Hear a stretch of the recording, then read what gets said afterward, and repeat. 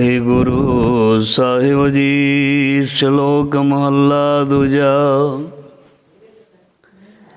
ਚਾਕਰ ਲੱਗੇ ਚਾਕਰੀ, ਨਾਲੇ ਗਰਭਵਾਦ।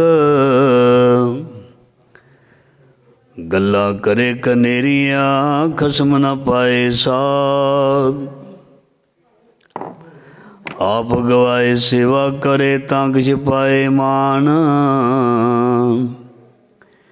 ਨਾਨਕ ਜਿਸਨੂੰ ਲੱਗਾ ਤਿਸ ਮਿਲੈ, ਲੱਗਾ ਸੋ ਪ੍ਰਵਾਨ। ਮਹੱਲਾ ਦੂਜਾ। ਜੋ ਜੀ ਹੋਏ ਸੋ ਗਵੈ, ਮੌਕਾ ਕਹਿ ਆਵਾਓ। ਬੀਜੈ ਬਿਖ ਮੰਗੈ ਅੰਮ੍ਰਿਤ, ਵੇਖੋ ਇਹੋ ਨਿਆਉ। ਮਹੱਲਾ ਦੂਜਾ। ਨਾਲੇ ਆਣੇ ਦੋਸਤੀ, ਕਦੇ ਨ ਆਵੈ ਰਾਸ। ਜਿਹਾ ਜਾਣੈ ਤਿਹੋ ਵਰਤੈ, ਵੇਖੋ ਕੋ ਨਿਰਜਾਸ। ਵਸਤੂ ਅੰਦਰ ਵਸਤ ਸਮਾਵੈ, ਦੂਜੀ ਹੋਵੈ ਪਾਸ। ਸਾਹਿਬ ਸਿੱਧੀ ਹੁਕਮ ਨ ਚੱਲੈ, ਕਹੀ ਬਣੇ ਅਰਦਾਸ। ਕੂੜ ਕਮਾਣੈ ਕੂੜੋ ਹੋਵੈ, ਨਾਨਕ ਸਿਵਤ ਵਿਗਾਸ। ਮਹੱਲਾ ਦੂਜਾ। ਨਾਲੇ ਆਣੇ ਦੋਸਤੀ, ਵੱਡਾ ਰੋਸਿਓ ਨੇਹੋ। ਪਾਣੀ ਅੰਦਰ ਲੀਕ ਜਿਉ, ਤਿਸ ਦਾ ਥਾਉ ਨਾ ਥੇਹੋ। ਮਹੱਲਾ ਦੂਜਾ। ਹੋਏ ਆਣਾ ਕਰੇ ਕੰਮ, ਆਣ ਨ ਸਕੈ ਰਾਸ। ਜੇ ਇੱਕ ਅੱਧ ਚੰਗੀ ਕਰੇ, ਦੂਜੀ ਪੀਵੇ ਰਾਸ। ਪੌੜੀ। ਚਾਕਰ ਲੱਗੇ ਚਾਕਰੀ, ਜੇ ਚੱਲੇ ਖਸਮੇ ਪਾਏ। ਹੁਰਮਤ ਇਸਨੂੰ ਅਗਲੀ, ਉਹ ਵਜੋਂ ਪੀ ਦੂਣਾ ਖਾਏ। ਖਸਮੇ ਕਰੇ ਬਰਾਬਰੀ, ਫਿਰ ਗੈਰ ਤੇ ਅੰਦਰ ਪਾਏ। ਵਜੋਂ ਗਵਾਏ ਅਗਲਾ, ਮੋਹੇ ਮੋਹ ਪਾਣਾ ਖਾਏ। ਜਿਸ ਦਾ ਦਿੱਤਾ ਖਾਵਣਾ, ਤਿਸ ਕਹੀਏ ਸਾਬਾਸ।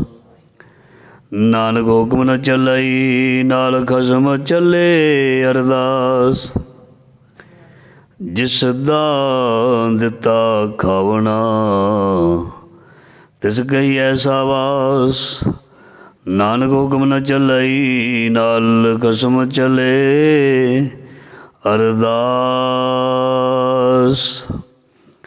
ਜ਼ਾਹਰਾ ਜ਼ਹੂਰ ਹਾਜ਼ਰਾ ਹਜ਼ੂਰ, ਸਰਵ ਕਲਾ ਭਰਪੂਰ ਸਮਰੱਥ ਗੁਰੂ। ਲੋਕ ਪਰਲੋਕ ਦੇ ਰੱਖਿਅਕ ਭਗਤ ਵਸ਼ਲ, ਗਿਆਨ ਦੇ ਸਾਗਰ, ਗੁਰੂਆਂ ਦੇ ਗੁਰੂ ਸ਼ਬਦ ਗੁਰੂ। ਧੰਨ ਧੰਨ ਸ੍ਰੀ ਗੁਰੂ ਗ੍ਰੰਥ ਸਾਹਿਬ ਜੀ ਮਹਾਰਾਜ। ਪਾਤਸ਼ਾਹ ਦੀ ਪਾਵਨ ਪਵਿੱਤਰ ਗੋਦ ਹਜ਼ੂਰੀ ਦੇ ਵਿੱਚ ਗੁਰੂ ਸ਼ਬਦ ਦੇ ਨਾਲ ਜੁੜ ਬੈਠੀ ਜੁੜ ਰਹੀ ਸਾਧ ਸੰਗਤ ਜੀ, ਵੱਡਿਆਂ ਭਾਗਾਂ ਵਾਲੇ ਹੋ। ਮਹਾਰਾਜ ਜੀ ਨੇ ਮਿਹਰ ਕਿਰਪਾ ਦਇਆ ਕੀਤੀ ਹੈ, ਜੀਵਨ ਸਵਾਸ ਤੰਦਰੁਸਤੀਆਂ ਬਖਸ਼ੀਆਂ ਹਨ। ਸੋ ਸਾਨੂੰ ਸਮਾਂ ਬਖਸ਼ਿਆ ਆਪਣੀ ਗੋਦ ਵਿੱਚ। ਸੋ ਆਓ ਕਿਰਪਾ ਕਰੇ ਮਹਾਰਾਜ, ਇਸ ਸਮੇਂ ਨੂੰ ਆਪਾਂ ਲੇਖੇ ਵਿੱਚ ਲਾਈਏ। ਇਸ ਸਮੇਂ ਨੂੰ ਆਪਾਂ ਸਫਲ ਕਰੀਏ। ਬਹੁਤ ਜਨਮ ਵਿਛੁਰੇ ਥੇ ਮਾਧੋ, ਇਹੋ ਜਨਮ ਤੁਮਾਰੇ ਲੇਖੇ। ਕਹਿ ਰਵਿਦਾਸ ਆਸ ਲਗ ਜੀਵ, ਚਿਰ ਭਇਓ ਦਰਸ਼ਨ ਦੇਖੇ। ਬਹੁਤ ਚਿਰ ਦੇ ਅਸੀਂ ਗੁਰੂ ਤੋਂ ਮਾਲਕ ਤੋਂ ਦੂਰ ਹਾਂ। ਮਿਲਿਆ ਨੂੰ ਬਹੁਤ ਸਮਾਂ ਹੋ ਗਿਆ ਹੈ। ਸੋ ਆਓ ਅਸੀਂ ਉਸ ਨੂੰ ਮਿਲ ਲਈਏ। ਪ੍ਰਭ ਕੀਜੇ ਕਿਰਪਾ ਨਿਦਾਨ, ਹਮ ਹਰ ਗੁਣ ਗਾਵੇਂਗੇ। ਹਾਂ ਤੁਮਰੀ ਕਰੋ ਨਿਤਿਆਸ, ਪ੍ਰਭ ਮੋਹੇ ਕਬ ਗਲ ਲਾਵੇਂਗੇ। ਕੋਈ ਆਣ ਮਿਲਾਵੇ ਮੇਰਾ ਪ੍ਰੀਤਮ ਪਿਆਰਾ, ਹਉ ਤਿਸ ਪਹਿ ਆਪ ਵਿਚਾਈ। ਕੋਈ ਸੱਜਣ ਸੰਤ ਮਿਲੇ ਵਡ ਭਾਗੀ, ਮੈਂ ਹਰ ਪ੍ਰਭ ਪਿਆਰਾ ਦੱਸੇ ਜੀਓ। ਕੋਈ ਜਨ ਹਰਸਿਉ ਦੇਵੈ ਜੋਰ, ਚਰਨ ਗਹੋ ਬਕੋ ਸੁਭ ਰਸਨਾ। ਦੀਜੈ ਪ੍ਰਾਨ ਅਕੋਰ, ਉਸ ਮਾਲਕ ਦੇ ਨਾਲ ਕੋਈ ਵੀ ਜੇ ਮਿਲਾ ਸਕਦਾ ਹੋਵੇ ਤਾਂ ਸਾਨੂੰ ਮਿਲਾ ਦੇਵੇ। ਅਸੀਂ ਉਸ ਦਾ ਧੰਨਵਾਦ ਕਰਾਂਗੇ, ਅਸੀਂ ਉਸ ਦਾ ਸਤਿਕਾਰ ਕਰਾਂਗੇ, ਅਸੀਂ ਉਸ ਦੀ ਇੱਜ਼ਤ ਕਰਾਂਗੇ। ਸੋ ਆਓ ਗੁਰੂ ਸਾਹਿਬ ਕੀ ਸਾਨੂੰ ਗਿਆਨ ਦੇ ਰਹੇ ਨੇ ਅੱਜ ਦੇ ਸ਼ਬਦ ਵਿੱਚ। ਸੋ ਸ਼ਬਦ ਦੀਆਂ ਪੰਕਤੀਆਂ ਜੋ ਆਪ ਜੀ ਨੇ ਸਰਵਣ ਕੀਤੀਆਂ ਨੇ, ਉਹਦਾ ਆਪਾਂ ਉਸ ਦੀ ਵਿਆਖਿਆ, ਉਸ ਦਾ ਵਿਚਾਰ ਮਹਾਰਾਜ ਤੋਂ ਜਿਵੇਂ ਮਹਾਰਾਜ ਸਾਨੂੰ ਬਖਸ਼ਿਸ਼ ਕਰਕੇ ਦੇਣਗੇ ਉਸੇ ਤਰ੍ਹਾਂ ਪ੍ਰਾਪਤ ਕਰਨਾ। ਸੋ ਅੱਜ ਦਾ ਜੋ ਸ਼ਬਦ ਹੈ ਗੁਰੂ ਅੰਗਦ ਦੇਵ ਪਾਤਸ਼ਾਹ ਦਾ ਸ਼ਬਦ ਹੈ। ਸ਼ਲੋਕ ਮਹੱਲਾ ਦੂਜਾ। ਗੁਰੂ ਗ੍ਰੰਥ ਸਾਹਿਬ ਜੀ ਦੇ ਅੰਗ 474 ਦੇ ਉੱਪਰ ਇਹ ਸ਼ਬਦ ਅੰਕਿਤ ਹੈ। ਮਹਾਰਾਜ ਫਰਮਾਨ ਕਰਦੇ ਨੇ, ਚਾਕਰ ਲੱਗੇ ਚਾਕਰੀ ਨਾਲੇ ਗਰਭਵਾਦ। ਚਾਕਰ ਦਾ ਮਤਲਬ ਹੁੰਦਾ ਹੈ ਨੌਕਰ, ਅਤੇ ਚਾਕਰੀ ਦਾ ਮਤਲਬ ਹੁੰਦਾ ਨੌਕਰੀ ਕਰਨੀ। ਮਹਾਰਾਜ ਨੇ ਆਪਣੇ ਆਪ ਨੂੰ ਆਖਿਆ ਬਾਣੀ ਵਿੱਚ, ਹਮ ਚਾਕਰ ਗੋਬਿੰਦ ਕੇ ਠਾਕੁਰ ਮੇਰਾ ਭਾਰਾ। ਆਪਾਂ ਪਹਿਲਾਂ ਦੁਨਿਆਵੀ ਉਦਾਹਰਨ ਲੈਂਦੇ ਹਾਂ, ਫਿਰ ਆਪਾਂ ਗੁਰਮਤਿ ਦੀ ਰੌਸ਼ਨੀ ਦੇ ਵਿੱਚ ਸ਼ਬਦ ਦੀ ਵਿਚਾਰ ਭਾਵ ਅਰਥ ਨੂੰ ਸਮਝਾਂਗੇ। ਮਹਾਰਾਜ ਜੀ ਕਹਿੰਦੇ, ਜਿਵੇਂ ਦੁਨਿਆਵੀ ਮਾਲਕ ਕੋਲ ਕੋਈ ਨੌਕਰ ਕੰਮ ਕਰਦਾ ਹੈ, ਅਸੀਂ ਠੇਠ ਪੰਜਾਬੀ ਵਿੱਚ ਕਹਿੰਦੇ ਹੁੰਦੇ ਹਾਂ, ਨੌਕਰ ਕੀ ਅਤੇ ਨਖਰਾ ਕੀ, ਇਹ ਕਹਿੰਦੇ ਹਾਂ। ਪਰ ਨੌਕਰ ਵਿੱਚ ਫਰਕ ਹੁੰਦਾ, ਨੌਕਰੀ ਵਿੱਚ ਫਰਕ ਹੁੰਦਾ, ਨੌਕਰ ਵਿੱਚ ਫਰਕ ਹੁੰਦਾ। ਦੁਨੀਆ ਦੇ ਵਿੱਚ ਮਾਲਕ ਹੇਠ ਬੜੇ ਦੁਨੀਆ ਦੇ ਲੋਕ ਨੌਕਰੀ ਕਰਦੇ ਨੇ, ਨੌਕਰ ਬਣ ਕੇ। ਪਰ ਨੌਕਰ ਦੇ ਵਿੱਚ ਬੜਾ ਫਰਕ ਹੁੰਦਾ। ਗੁਰੂ ਸਾਹਿਬ ਕਹਿੰਦੇ, ਚਾਕਰ ਲੱਗੈ ਚਾਕਰੀ ਨਾਲੇ ਗਰਭਵਾਦ। ਗੱਲਾਂ ਕਰੇ ਘਨੇਰੀਆਂ ਖਸਮ ਨਾ ਪਾਏ ਸਾਧ। ਦੁਨਿਆਵੀ ਤੌਰ 'ਤੇ ਕਿਸੇ ਮਾਲਕ ਦੇ ਕੋਲ ਕੋਈ ਨੌਕਰ ਨੌਕਰੀ ਕਰਦਾ, ਚਾਕਰੀ ਕਰਦਾ, ਉਹਦੇ ਕੋਲੋਂ ਤਨਖਾਹ ਲੈਂਦਾ ਜਾਂ ਭੱਤਾ ਲੈਂਦਾ, ਕੁਛ ਵੀ ਲੈਂਦਾ, ਅਤੇ ਉਹ ਕੰਮ ਵੀ ਕਰੇ ਅਤੇ ਨਾਲ ਆਪਣਾ ਅਹੰਕਾਰ ਵੀ ਕਰੇ ਜਾਂ ਅਹੰਕਾਰ ਦਿਖਾਵੇ। ਆਪਣਾ ਅਹੰਕਾਰ ਦਿਖਾਵੇ, ਆਪਣੀ ਮੇਰੀ ਦਿਖਾਵੇ, ਕੰਮ ਤਾਂ ਕਰ ਦੇਵੇ। ਐਸਾ ਨੌਕਰ ਕੰਮ ਤਾਂ ਕਰ ਦੇਵੇ ਪਰ ਅਹੰਕਾਰ ਨਾਲ ਕਰੇ, ਦਿਖਾਵੇ ਨਾਲ ਕਰੇ, ਜਿਵੇਂ ਅਹਿਸਾਨ ਕਰ ਰਿਹਾ ਹੁੰਦਾ ਇਸ ਤਰ੍ਹਾਂ ਕਰੇ। ਅਤੇ ਮਹਾਰਾਜ ਜੀ ਕਹਿੰਦੇ, ਉਹ ਨੌਕਰੀ ਨਹੀਂ, ਉਹ ਚਾਕਰੀ ਨਹੀਂ। ਉਹ ਨੌਕਰੀ ਨਹੀਂ, ਉਹ ਚਾਕਰੀ ਨਹੀਂ। ਇਸ ਕਰਕੇ ਚਾਕਰ ਜਿਹੜਾ ਨੌਕਰ ਹੁੰਦਾ, ਉਹ ਤਾਂ ਉਹੀ ਕੁਝ ਕਰਦਾ ਜੋ ਉਸਨੂੰ ਮਾਲਕ ਕਹਿੰਦਾ। ਉਹ ਅਹੰਕਾਰ ਨਹੀਂ ਕਰਦਾ, ਉਹ ਕੇਵਲ ਹੁਕਮ ਮੰਨਦਾ। ਉਹ ਕਿਸੇ ਚੀਜ਼ ਦਾ ਅਹੰਕਾਰ ਨਹੀਂ ਕਰੇਗਾ। ਜੇ ਕਰਦਾ ਤਾਂ ਉਹ ਨੌਕਰ ਨਹੀਂ ਹੈ। ਸੋ ਮਹਾਰਾਜ ਜੀ ਕਹਿੰਦੇ, ਜੇ ਕੋਈ ਇਸ ਤਰ੍ਹਾਂ ਦਾ ਕੰਮ ਕਰਦਾ, ਅਹੰਕਾਰ ਕਰਦਾ, ਜਿਵੇਂ ਕੱਲ੍ਹ ਅਸੀਂ ਪੜ੍ਹਿਆ ਸੀ, ਸਲਾਮ ਜਵਾਬ ਦੋਵੇਂ ਕਰੇ, ਸਲਾਮ ਜਵਾਬ ਕਰਦਾ, ਜਾਂ ਇੱਦਾਂ ਵੀ ਅਗਲੀ ਪੰਕਤੀ ਵਿੱਚ ਲਿਖਿਆ, ਗੱਲਾਂ ਕਰੇ ਘਨੇਰੀਆਂ ਖਸਮ ਨਾ ਪਾਏ ਸਾਧ। ਇੱਦਾਂ ਦੀਆਂ ਗੱਲਾਂ ਮਾਲਕ ਦੇ ਸਾਹਮਣੇ ਕਰਦਾ ਜਿਹੜੀਆਂ ਮਾਲਕ ਨੂੰ ਚੰਗੀਆਂ ਨਾ ਲੱਗਣ। ਬਹੁਤ ਜ਼ਿਆਦਾ ਗੱਲਾਂ ਕਰਦਾ। ਕਈ ਵਾਰ ਇਸ ਤਰ੍ਹਾਂ ਹੁੰਦਾ, ਮਾਲਕ ਕੋਈ ਗੱਲ ਨਹੀਂ ਕਰਦਾ, ਉਹਦਾ ਨੌਕਰ ਬਹੁਤ ਸਾਰੀਆਂ ਗੱਲਾਂ ਕਰ ਜਾਂਦਾ ਜੋ ਕਿ ਚੰਗੀਆਂ ਨਹੀਂ ਲੱਗਦੀਆਂ। ਮਾਲਕ ਦੇ ਸਾਹਮਣੇ ਜ਼ਿਆਦਾ ਗੱਲਾਂ ਨਹੀਂ ਕਰੀਦੀਆਂ, ਆਪਣੇ ਤੋਂ ਵੱਡੇ ਦੇ ਸਾਹਮਣੇ ਜ਼ਿਆਦਾ ਗੱਲਾਂ ਨਹੀਂ ਕਰੀਦੀਆਂ, ਆਪਣੇ ਤੋਂ ਸੀਨੀਅਰ ਦੇ ਸਾਹਮਣੇ ਜ਼ਿਆਦਾ ਗੱਲਾਂ ਨਹੀਂ ਕਰੀਦੀਆਂ, ਰੱਬ ਦੇ ਅੱਗੇ ਵੀ ਜ਼ਿਆਦਾ ਗੱਲਾਂ ਨਹੀਂ ਕਰੀਦੀਆਂ। ਮਹਾਰਾਜ ਜੀ ਕਹਿੰਦੇ, ਗੱਲਾਂ ਕਰੇ ਘਨੇਰੀਆਂ ਖਸਮ ਨਾ ਪਾਏ ਸਾਧ। ਜਿਹੜਾ ਇਸ ਤਰ੍ਹਾਂ ਕਰਦਾ ਹੈ, ਉਹ ਆਪਣੇ ਮਾਲਕ ਦੀ ਖੁਸ਼ੀ ਪ੍ਰਾਪਤ ਨਹੀਂ ਕਰ ਸਕਦਾ, ਉਹ ਆਪਣੇ ਮਾਲਕ ਦੀ ਬਖਸ਼ਿਸ਼ ਪ੍ਰਾਪਤ ਨਹੀਂ ਕਰ ਸਕਦਾ। ਜਿਹੜਾ ਆਪਣੇ ਮਾਲਕ ਨੂੰ ਹਰ ਗੱਲ 'ਤੇ ਦਲੀਲ ਦੇਣ ਲੱਗ ਪਵੇ, ਜਿਹੜਾ ਆਪਣੇ ਮਾਲਕ ਨੂੰ ਗੱਲ 'ਤੇ ਸਲਾਹਾਂ ਦੇਣ ਲੱਗ ਪਵੇ, ਉਹ ਨੌਕਰ ਨਹੀਂ ਹੁੰਦਾ। ਮਾਲਕ ਤਾਂ ਉਹ ਹੋ ਗਿਆ। ਮਾਲਕ ਨੇ ਜੋ ਕਹਿਣਾ ਉਹ ਕਰਨਾ, ਉਹਨੂੰ ਸਲਾਹਾਂ ਨਹੀਂ ਦੇਣੀਆਂ, ਕਿਉਂਕਿ ਉਹ ਮਾਲਕ ਤਾਂ ਬਣਿਆ ਹੁੰਦਾ ਹੈ, ਉਹ ਐਵੇਂ ਮਾਲਕ ਨਹੀਂ ਬਣ ਜਾਂਦਾ। ਉਸਨੇ ਮਿਹਨਤ ਕੀਤੀ ਹੁੰਦੀ ਹੈ, ਉਸਨੇ ਬਹੁਤ ਦੁਨੀਆ ਦੇ ਵਿੱਚ ਬਹੁਤ ਕੁਛ ਤਜਰਬੇ ਹਾਸਿਲ ਕੀਤੇ ਹੁੰਦੇ ਨੇ। ਬੜਾ ਕੁਝ ਸਹਿਣ ਕੀਤਾ ਹੁੰਦਾ ਤਾਂ ਕੋਈ ਮਾਲਕ ਬਣਦਾ। ਅਤੇ ਜੇ ਕੋਈ ਕਹੇ ਮੈਂ ਝਟਪਟ ਮੈਂ ਵੀ ਮਾਲਕ ਬਣ ਜਾਵਾਂ, ਮੈਂ ਵੀ ਮਾਲਕ ਦੀ ਬਰਾਬਰੀ ਕਰ ਲਵਾਂ, ਮੈਂ ਵੀ ਉਹਦੇ ਵਰਗਾ ਬਣ ਜਾਵਾਂ, ਤਾਂ ਔਖਾ। ਅਤੇ ਮਹਾਰਾਜ ਜੀ ਕਹਿੰਦੇ ਉਸ ਦੀਆਂ ਗੱਲਾਂ ਜਿਹੜੀਆਂ ਨੇ, ਉਹਦੀਆਂ ਦਲੀਲਾਂ ਜਿਹੜੀਆਂ ਨੇ ਮਾਲਕ ਨੂੰ ਚੰਗੀਆਂ ਨਹੀਂ ਲੱਗਦੀਆਂ। ਇਹ ਤਾਂ ਦੁਨਿਆਵੀ ਉਦਾਹਰਨ ਨੇ ਨਾ। ਹੁਣ ਆਪਾਂ ਗੁਰਮਤਿ ਦੀ ਰੌਸ਼ਨੀ ਵਿੱਚ ਭਾਵ ਅਰਥ ਦੇਖੀਏ। ਅਸੀਂ ਗੁਰੂ ਪਾਤਸ਼ਾਹ ਨੂੰ ਮੰਨਦੇ ਹਾਂ, ਨਿਰੰਕਾਰ ਰੱਬ ਕਰਕੇ ਮੰਨਦੇ ਹਾਂ, ਵਿਸ਼ਵਾਸ ਰੱਖਦੇ ਹਾਂ। ਪਰ ਜੇ ਗੁਰੂ ਦੇ ਅੱਗੇ ਆਪਾਂ ਕੱਲ੍ਹ ਜਿਵੇਂ ਪੰਕਤੀ ਪੜ੍ਹੀ ਸੀ, ਸਲਾਮ ਜਵਾਬ ਦੋਵੇਂ ਕਰੇ, ਜਵਾਬ ਵੀ ਦੇਈ ਜਾਈਏ, ਹਾਂ ਵੀ ਕਰੀ ਜਾਈਏ, ਗੱਲ ਮੰਨੀਏ ਵੀ ਨਾ, ਜਾਂ ਦਲੀਲ ਦੇਈ ਜਾਈਏ, ਜਾਂ ਸਲਾਹ ਦੇਈ ਜਾਈਏ, ਨਹੀਂ ਜੀ ਇਹ ਤਾਂ ਇੱਦਾਂ ਸੀ, ਇਹ ਤਾਂ ਇੱਦਾਂ ਹੋ ਗਿਆ, ਤੁਹਾਨੂੰ ਪਤਾ ਨਹੀਂ ਲੱਗਾ। ਜੇ ਗੁਰੂ ਸਾਹਿਬ ਨੂੰ ਕੋਈ ਇੱਦਾਂ ਕਹੇ ਵੀ ਗੁਰੂ ਨੂੰ ਪਤਾ ਨਹੀਂ, ਇਸ ਤਰ੍ਹਾਂ ਨਹੀਂ, ਇਹ ਤਾਂ ਇੱਦਾਂ ਹੋਣਾ ਚਾਹੀਦਾ ਸੀ, ਅਤੇ ਮਹਾਰਾਜ ਜੀ ਕਹਿੰਦੇ ਉਹ ਆਪਣੇ ਮਾਲਕ ਦੀ ਖੁਸ਼ੀ ਨਹੀਂ ਪ੍ਰਾਪਤ ਕਰ ਸਕਦਾ। ਗੁਰ ਕਹਿ ਆਸਾ ਕਾਰ ਕਮਾਵੋ, ਗੁਰ ਕੀ ਕਰਨੀ ਕਾਹੇ ਧਾਵ। ਜੋ ਗੁਰੂ ਸਾਹਿਬ ਜੀ ਕਹਿੰਦੇ ਨੇ ਉਹਨੂੰ ਸੱਤ ਕਰਕੇ ਮੰਨਣਾ, ਗੁਰੂ ਨੂੰ ਸਲਾਹ ਨਹੀਂ ਦੇਣੀ, ਗੁਰੂ ਨੂੰ ਆਪਣੀ ਸਲਾਹ ਨਹੀਂ ਦੇਣੀ। ਗੁਰੂ ਸਾਨੂੰ ਸਲਾਹ ਦੇਗਾ, ਮਾਲਕ ਸਾਨੂੰ ਸਲਾਹ ਦੇਗਾ, ਮਾਲਕ ਸਾਨੂੰ ਰਸਤਾ ਦੱਸੇਗਾ। ਉਹਦੇ ਦੱਸੇ ਹੋਏ ਰਸਤੇ 'ਤੇ ਕਦੀ ਵੀ ਸੰਸਾ ਨਹੀਂ ਕਰਨਾ। ਨਹੀਂ ਜੀ, ਇਹ ਤਾਂ ਮੈਨੂੰ ਇਸ ਤਰ੍ਹਾਂ ਲੱਗਦਾ, ਗੁਰੂ ਭਾਵੇਂ ਕਿਸੇ ਵੀ ਰਸਤੇ ਤੋਰ ਦੇਵੇ, ਉਸ ਰਸਤੇ 'ਤੇ ਅੱਖਾਂ ਮੀਟ ਕੇ ਤੁਰ ਪੈਣਾ।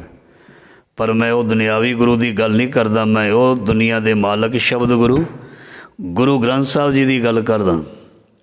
ਉਸ ਗੁਰੂ ਦੇ ਆਖੇ ਲੱਗ ਕੇ, ਉਸ ਗੁਰੂ ਦੇ ਪਿੱਛੇ ਲੱਗ ਕੇ, ਉਹਦੀ ਗੱਲ ਮੰਨ ਕੇ ਚੁੱਪ ਕਰਕੇ ਆਪਾਂ ਸਿੱਧੇ ਤੁਰ ਪੈਣਾ। ਅਤੇ ਗੁਰੂ ਦੇ ਨਾਲ ਕੋਈ ਵੀ ਬਹਿਸ ਨਹੀਂ ਕਰਨੀ, ਮਤਲਬ ਆਪਣੇ ਮਾਲਕ ਦੇ ਨਾਲ ਕਿਸੇ ਕਿਸਮ ਦੀ ਕੋਈ ਦਲੀਲ ਨਹੀਂ ਦੇਣੀ ਵੀ ਮਹਾਰਾਜ ਇੱਦਾਂ, ਮਹਾਰਾਜ ਇੱਦਾਂ, ਇੱਦਾਂ ਹੋ ਜਾਵੇ, ਇੱਦਾਂ ਹੋ ਜਾਣਾ ਚਾਹੀਦਾ। ਫਿਰ ਉਹਨੂੰ ਮਹਾਰਾਜ ਕਹਿੰਦੇ ਨੇ ਗੱਲਾਂ ਕਰੇ ਕਨੇਰੀਆਂ, ਖਸਮ ਨਾ ਪਾਏ ਸਾਧ। ਮਾਲਕ ਦੀ ਖੁਸ਼ੀ ਨਹੀਂ ਹਾਸਲ ਕਰ ਸਕਦਾ, ਮਾਲਕ ਦੀ ਖੁਸ਼ੀ ਨਹੀਂ ਹਾਸਲ ਕਰ ਸਕਦਾ।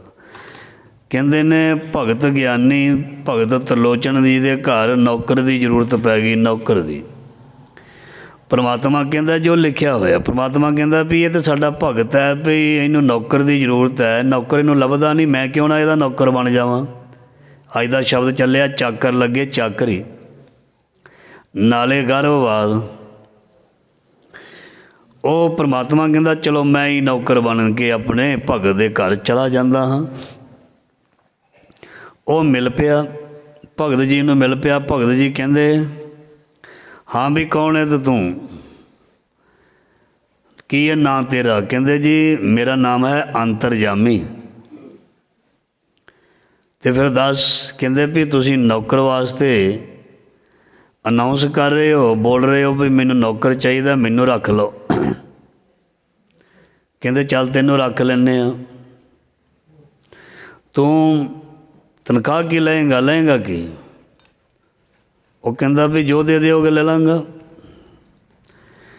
ਖਾਏਂਗਾ ਕੀ? ਕਹਿੰਦਾ ਜੋ ਖਵਾਓਗੇ ਖਾ ਲਾਂਗਾ, ਜੋ ਤੁਸੀਂ ਖਾਂਦੇ ਹੋ ਮੈਂ ਖਾ ਲਾਂਗਾ। ਚਾਕਰ ਲੱਗੇ ਚਾਕਰੀ। ਪਹਿਨੇਗਾ ਕੀ? ਜੋ ਪਹਿਨਣ ਨੂੰ ਦੇਵੋਗੇ ਮੈਂ ਪਹਿਨ ਲਵਾਂਗਾ। ਉਹ ਕਹਿੰਦਾ ਅੰਤਰਜਾਮੀ ਜੇ ਮੈਂ ਨੌਕਰ ਹੋ ਕੇ ਵੀ ਆਪਣੀਆਂ ਖਾਸ਼ਾਂ 'ਤੇ ਡਿਮਾਂਡਾਂ ਰੱਖੀਆਂ, ਫਿਰ ਮੈਂ ਨੌਕਰ ਕਾਹਦਾ? ਫਿਰ ਤਾਂ ਮੈਂ ਡਿਮਾਂਡਾਂ ਰੱਖਣ ਵਾਲਾ ਹੋ ਗਿਆ। ਜੋ ਤੂੰ ਮੈਨੂੰ ਦੇਵੇਂਗਾ, ਮੈਨੂੰ ਪਤਾ ਵੀ ਜੋ ਤੁਸੀਂ ਦੇਣਾ ਮੈਨੂੰ ਠੀਕ ਹੀ ਦੇਵੋਗੇ। ਪਰ ਉਹ ਜਿਹੜਾ ਭਗਤ ਸੀ ਉਹ ਫਿਰ ਆਮ ਨਹੀਂ ਸੀ। ਇੱਥੇ ਗੱਲ ਅੰਦਰ ਦੀ ਹੋਣ ਲੱਗੀ ਹੈ। ਕਹਿੰਦੇ ਚੱਲ ਫਿਰ ਠੀਕ, ਹੋਰ ਤੇਰੀ ਕੋਈ ਸ਼ਰਤ? ਉਹ ਨੌਕਰ ਕਹਿੰਦਾ ਬਈ ਮੇਰੀ ਇੱਕ ਸ਼ਰਤ ਇਹ ਹੈ ਵੀ ਮੈਂ ਰੋਟੀ ਆਪਣੀ ਮਤਲਬ ਮਰਜ਼ੀ ਨਾਲ ਖਾਵਾਂਗਾ, ਜਿੰਨੀ ਮੈਂ ਰੋਟੀ ਖਾਣੀ ਰੱਜ ਕੇ ਖਾਣੀ ਹੈ, ਅਤੇ ਮੇਰੀ ਨਿੰਦਿਆ ਨਹੀਂ ਕਰਨੀ। ਰੋਟੀ ਖਾ ਲਾਂਗਾ, ਬਾਕੀ ਕੁਝ ਦੇਣਾ ਦੇ ਦਿਓ, ਨਹੀਂ ਦੇਣਾ ਨਾ ਦਿਓ। ਬੜੀ ਪਿਆਰੀ ਵਿਚਾਰ ਚੱਲੀ ਹੈ ਦੂਜੇ ਪਾਤਸ਼ਾਹ ਦੀ ਵੀ ਚਾਕਰ ਜਿਹੜਾ ਨੌਕਰ ਜਿਹੜਾ ਕਿਵੇਂ ਦਾ ਹੁੰਦਾ, ਬਸ ਨਿੰਦਿਆ ਨਾ ਹੋਵੇ ਮੇਰੀ, ਬਾਕੀ ਕੋਈ ਗੱਲ ਨਹੀਂ। ਉਹ ਭਗਤ ਜੀ ਆਪਣੀ ਪਤਨੀ ਨੂੰ ਕਹਿੰਦੇ ਵੀ ਮਿਲ ਗਿਆ, ਵੀ ਨੌਕਰ ਮਿਲ ਗਿਆ, ਬੜੀ ਔਖੀ ਸੀ ਤੂੰ ਵੀ ਘਰ ਦੇ ਕੰਮਾਂ ਕਾਰਾਂ ਤੋਂ, ਚਲੋ ਕੋਈ ਨਹੀਂ। ਇਹ ਮਿਲ ਗਿਆ, ਇਹਦਾ ਖਿਆਲ ਰੱਖੀ। ਇੱਕ ਗੱਲ ਖਿਆਲ ਰੱਖੀ ਵੀ ਇਹ ਜੋ ਖਾਣ ਨੂੰ ਕਵੇ ਜਿੰਨਾ ਖਾਵੇ ਇਹਨੂੰ ਖਵਾ ਦੇਣ, ਨਾ ਨਹੀਂ ਕਰਨੀ, ਇਹਦੀ ਸ਼ਰਤ ਹੈ। ਬਾਕੀ ਇਹ ਇਮਾਨਦਾਰੀ ਨਾਲ ਕੰਮ ਕਰੇਗਾ। ਜਿੰਨੀ ਇਹਦੀ ਅੰਦਰਲੀ ਭੁੱਖ ਹੈ, ਜਿੰਨੀ ਇਹਦੀ ਲੋੜ ਹੈ ਨਾ, ਉਹ ਪੂਰੀ ਕਰ ਦੇਈ। ਬਾਕੀ ਕੋਈ ਗੱਲ ਨਹੀਂ, ਬਾਕੀ ਕੋਈ ਕਸਰ ਨਹੀਂ, ਨਾ ਇਹ ਰਹਿਣ ਦੇਗਾ ਨਾ ਅਸੀਂ। ਕਹਿੰਦੇ ਠੀਕ ਹੈ। ਸੋ ਨੌਕਰ ਹੁਣ ਭਗਤ ਜੀ ਦੇ ਘਰ ਜਿਹੜਾ ਹੈ ਉਹ ਸਾਰਾ ਕੰਮ ਕਰਦਾ, ਕੋਈ ਕਿਸੇ ਕਿਸਮ ਦੀ ਕੋਈ ਸ਼ਿਕਾਇਤ ਨਹੀਂ ਰਹਿਣ ਦਿੰਦਾ। ਤੇ ਭਗਤ ਜੀ ਦੇ ਘਰ ਵਾਲੀ ਹੁਣ ਬਹਿ ਜਾਂਦੀ ਹੈ, ਆਟਾ ਗੁੰਨ ਕੇ ਅਤੇ ਰੋਟੀਆਂ ਪਕਾਉਣ ਲੱਗਦੀ ਹੈ। ਅਤੇ ਫਿਰ ਇਹ ਜਿਹੜਾ ਅੰਤਰਜਾਮੀ ਨੌਕਰ ਬਣ ਕੇ ਆਇਆ ਹੁੰਦਾ, ਫਿਰ ਇਹ ਜਿਉਂ ਖਾਣ ਲੱਗਦਾ, ਖਾਈ ਜਾਂਦਾ ਖਾਈ ਜਾਂਦਾ ਖਾਈ ਜਾਂਦਾ। ਉਹ ਪਕਾ ਪਕਾ ਅੱਕ ਜਾਂਦੀ ਹੈ ਅਤੇ ਥੱਕ ਜਾਂਦੀ ਹੈ, ਅੱਕ ਜਾਂਦੀ ਹੈ ਥੱਕ ਜਾਂਦੀ ਹੈ। ਧਿਆਨ ਦੇਣਾ, ਜਿਹੜਾ ਰੋਟੀ ਪਕਾਉਂਦਾ, ਚਲੋ ਇਹਦੇ ਨਾਲ ਵਿਚਾਰ ਦੁਨਿਆਵੀ ਵੀ ਲੈ ਲੈਂਦੇ ਹਾਂ। ਜਿਹੜਾ ਰੋਟੀ ਪਕਾਉਂਦਾ ਕਹਿੰਦਾ ਹਾਏ, ਜਿਹੜਾ ਰੋਟੀ ਪਕਾਉਣ ਲੱਗਾ ਕਹਿੰਦਾ ਹਾਏ ਮੈਨੂੰ ਪਕਾਉਣੀ ਪੈਣੀ ਹੈ, ਫਾਹਾ ਪੈ ਗਿਆ। ਉਹ ਰੋਟੀ ਨਾ ਹੀ ਪਕਾਏ ਤਾਂ ਚੰਗਾ, ਜਿਹਨੂੰ ਖਵਾਏਗਾ ਉਹਦਾ ਵੀ ਸਤਿਆਨਾਸ।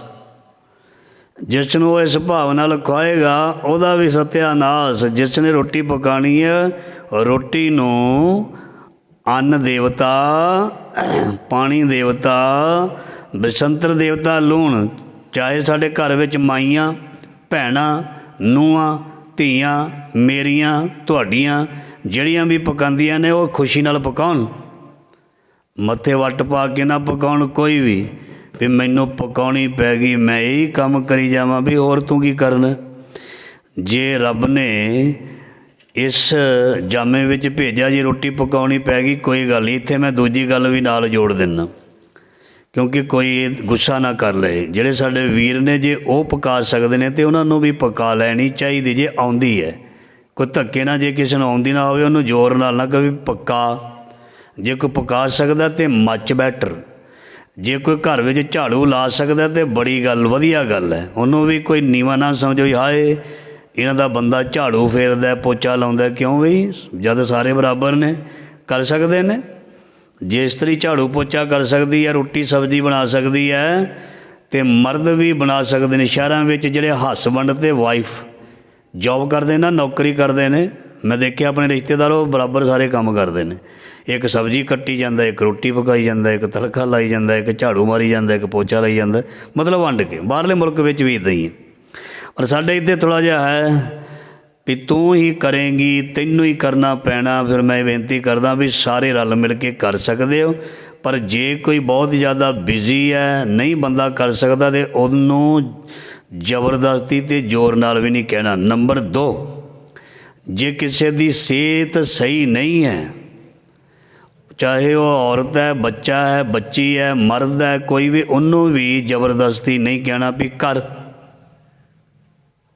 ਸੋ ਆਓ ਇੱਧਰ ਆਪਾਂ ਜਾਂਦੇ ਹਾਂ। ਜੋ ਸ਼ਬਦ ਬੜਾ ਲੰਬਾ ਹੈ, ਉਹ ਰੋਟੀ ਖਾਈ ਜਾਂਦਾ ਹੈ। ਅੱਕ ਗਈ ਭਗਤ ਜੀ ਦੀ ਘਰ ਵਾਲੀ। ਉਹ ਫਿਰ, ਕਿਉਂਕਿ ਔਰਤਾਂ ਜਿਹੜੀਆਂ ਆਪਣੇ ਘਰ ਦਾ ਕੰਮ ਕਾਰ ਨਿਬੇੜ ਕੇ ਫਿਰ ਜਾਂਦੀਆਂ ਨੇ ਸੱਜੇ ਖੱਬੇ, ਅਕਸਰ ਪਿੰਡਾਂ ਦੇ ਵਿੱਚ। ਉਹ ਫਿਰ ਜਿੱਥੇ ਵੀ ਬਹਿੰਦੀਆਂ ਨੇ, ਉਹ ਇੱਕ ਭੈਣ ਦੂਜੀ ਭੈਣ ਨਾਲ ਫਿਰ ਘਰ ਦੀ ਗੱਲ ਕਰ ਹੀ ਦਿੰਦੀ ਹੈ। ਗੁਸਤਾਖੀ ਮਾਫ। ਜਿਹੜਾ ਆਪਣੇ ਘਰ ਦੀ ਗੱਲ ਕਰਦਾ, ਉਹ ਸਮਝੋ ਆਪਣਾ ਝੱਗਾ ਚੁੱਕ ਕੇ ਆਪਣੇ ਢਿੱਡ ਨੰਗਾ ਕਰਦਾ। ਜਿਹੜਾ ਕਰਦਾ, ਮੈਂ ਉਹਨੂੰ ਕਹਿੰਦਾ, ਚਾਹੇ ਉਹ ਨੂੰਹ ਹੈ, ਚਾਹੇ ਉਹ ਧੀ ਹੈ, ਚਾਹੇ ਉਹ ਸੱਸ ਹੈ, ਚਾਹੇ ਉਹ ਸਹੁਰਾ, ਚਾਹੇ ਉਹ ਪਤੀ ਹੈ, ਚਾਹੇ ਉਹ ਪਤਨੀ ਹੈ, ਚਾਹੇ ਉਹ ਭੈਣ ਹੈ, ਚਾਹੇ ਉਹ ਭਰਾ ਹੈ, ਚਾਹੇ ਉਹ ਦਰਾਣੀ ਹੈ, ਚਾਹੇ ਉਹ ਜਠਾਣੀ ਹੈ, ਚਾਹੇ ਉਹ ਨਨਾਣ ਹੈ। ਜਿਹੜਾ ਵੀ ਘਰ ਤੋਂ ਬਾਹਰ ਜਾ ਕੇ, ਹਾਂ ਫਿਰ ਅਗਲਾ ਗੱਲ ਸੁਣਾਉਂਦਾ, ਮੈਂ ਵੀ ਸੁਣਾ ਦਿਆਂ, ਮੇਰੇ ਕਿਹੜਾ ਠੀਕ ਹੈ, ਅਤੇ ਸਮਝੇ ਵੀ ਉਹ ਬੰਦਾ ਸਹੀ ਨਹੀਂ ਹੈ। ਫਿਰ ਗਲਤ ਹੋਣਾ ਹੀ ਹੋਣਾ, ਜਿੱਥੇ ਮਰਜ਼ੀ ਕੋਈ ਜ਼ੋਰ ਲਾ ਲੈ, ਫਿਰ ਗਲਤ ਹੋਣਾ ਹੀ ਹੋਣਾ। ਅਤੇ ਇੱਥੋਂ ਸਾਨੂੰ ਇਹ ਹੁਣ ਸਿੱਖਿਆ ਮਿਲਦੀ, ਮੈਂ ਨਾਲੋਂ ਨਾਲ ਆਪਣੇ ਆਮ ਜ਼ਿੰਦਗੀ ਨੂੰ ਵੀ ਨਾਲ ਲਈ ਜਾਵਾਂਗਾ। ਇਹ ਭਗਤ ਦੀ ਘਰ ਵਾਲੀ ਗੁਆਂਢਣ ਨੂੰ ਕਹਿੰਦੀ ਹੈ, ਸਾਡੇ ਘਰ ਭੈਣੇ ਜਿਹੜਾ ਨੌਕਰ ਆਇਆ ਹੈ ਨਾ, ਉਹਦਾ ਢਿੱਡ ਹੈ ਕਿ ਟੋਆ ਭਰਦਾ ਹੀ ਨਹੀਂ। ਕਹਿੰਦੇ ਉਹ ਪਰਮੇਸ਼ਰ ਆਪ ਆਇਆ ਸੀ ਬਸ। ਜਦੋਂ ਨਿੰਦਿਆ ਹੋ ਗਈ ਉਹਨੇ ਸ਼ਰਤ ਰੱਖੀ ਸੀ ਵੀ ਮੈਂ ਕਰਾਂਗਾ ਸਭ ਕੁਝ ਬਹੁਤ ਵਧੀਆ ਤਰੀਕੇ ਨਾਲ, ਪਰ ਮੇਰੇ ਖਾਣ ਪੀਣ 'ਤੇ ਕਿਸੇ ਨੇ ਨਿੰਦਿਆ ਨਹੀਂ ਕਰਨੀ। ਅਤੇ ਭਗਤ ਜੀ ਤਰਲੋਚਨ ਜੀ ਨੇ ਇਹ ਗੱਲ ਮੰਨ ਲਈ ਸੀ, ਕਹਿੰਦੇ ਠੀਕ ਹੈ। ਪਰ ਹੁਣ ਉਹਦੇ ਕੋਲ ਨਹੀਂ ਰਿਹਾ ਗਿਆ, ਉਹਨੇ ਗੱਲ ਕਰ ਦਿੱਤੀ, ਆਪਣੀ ਗੱਲ ਬਾਹਰ ਕਰ ਦਿੱਤੀ। ਅਤੇ ਸਾਧ ਸੰਗਤ ਜੀ ਫਿਰ ਲਾਓ ਆਪਾਂ ਦੁਨਿਆਵੀ ਵੀ ਗੱਲ ਕਰ ਲੈਂਦੇ ਹਾਂ। ਜਦੋਂ ਅਸੀਂ ਆਪਣੇ ਘਰ ਦੀ ਗੱਲ ਬਾਹਰ ਕਰਦੇ ਹਾਂ ਨਾ, ਦੁਨੀਆ ਕਹਿੰਦੀ ਸ਼ੁਕਰ ਹੈ, ਸ਼ੁਕਰ ਹੈ ਕੋਈ ਮੌਕਾ ਮਿਲਿਆ। ਸਾਡੇ ਘਰ ਨੂੰ ਦੋ ਫੜ ਕਰਨ ਦੇ ਲਈ ਦੁਨੀਆ ਉਡੀਕਦੀ ਹੈ, ਕੋਈ ਸ਼ੁਕਰ ਹੈ ਗੱਲ ਆਈ। ਬਸ ਅਸੀਂ ਕਹਿੰਦੇ ਹਾਂ ਸ਼ਾਇਦ ਹਮਦਰਦੀ, ਹਜ਼ਾਰਾਂ ਦੇ ਵਿੱਚੋਂ, ਲੱਖਾਂ ਦੇ ਵਿੱਚੋਂ, ਕਰੋੜਾਂ ਦੇ ਵਿੱਚੋਂ ਕੋਈ ਇੱਕ ਹੋਏਗਾ ਜਿਹੜਾ ਕਿਸੇ ਦੇ ਦੁੱਖ ਨੂੰ ਦੁੱਖ ਸਮਝਦਾ। ਕਿਸੇ ਨੂੰ ਦੁਖੀ ਹੁੰਦੇ ਨੂੰ ਦੇਖ ਕੇ ਦੁਨੀਆ ਖੁਸ਼ ਹੁੰਦੀ ਹੈ। ਇਸ ਕਰਕੇ ਕੋਈ ਵੀ ਆਪਣਾ ਦੁੱਖ, ਆਪਣੀ ਅੰਦਰ ਦੀ ਗੱਲ ਕਿਸੇ ਨਾਲ ਸਾਂਝੀ ਨਾ ਕਰੇ। ਜਿਹੜਾ ਹਮਦਰਦ ਹੋਏਗਾ ਉਹ ਆਪ ਆ ਜਾਏਗਾ। ਕਿਸੇ ਕੋ ਇਹ ਆਸ ਨਾ ਰੱਖੋ ਵੀ ਇਹ ਮੇਰੀ ਗੱਲ ਜਿਹੜੀ ਹੈ ਇਹ ਮੇਰਾ ਮਸਲਾ ਛੇਤੀ ਹੱਲ ਕਰ ਦੇਗਾ। ਉਸਨੇ ਪਹਿਲਾਂ ਉਹਦੇ ਵਿੱਚੋਂ ਸਵਾਦ ਲੈਣਾ ਅਤੇ ਉਸਨੇ ਖੁਸ਼ ਹੋਣਾ, ਫਿਰ ਕਹਿਣਾ ਹਾਂ, ਫਿਰ ਉਸਨੇ ਗਲਤ ਸਲਾਹ ਵੀ ਦੇ ਦੇਣੀ। ਸੋ ਇੱਧਰ ਭਗਤ ਦੀ ਘਰਵਾਲੀ ਨੇ ਇਸ ਤਰ੍ਹਾਂ ਕਰ ਦਿੱਤੀ ਅਤੇ ਉਸ ਅੰਤਰਜਾਮੀ ਦੇ ਕੰਨ ਵਿੱਚ ਗੱਲ ਪੈ ਗਈ, ਫਿਰ ਨਿੰਦਿਆ ਕਰ ਦਿੱਤੀ। ਉਹ ਚੁੱਪਚਾਪ, ਪਤਾ ਨਹੀਂ ਲੱਗਾ ਵੀ ਕਿੱਧਰ ਹੋ ਗਿਆ। ਭਗਤ ਜੀ ਆਏ ਆਪਣੇ ਘਰ ਸ਼ਾਮ ਨੂੰ, ਘਰ ਵਾਲੇ ਨੂੰ ਕਹਿੰਦਾ ਭਗਵਾਨ ਨੇ ਅੰਤਰਜਾਮੀ ਕਿੱਥੇ ਹੈ?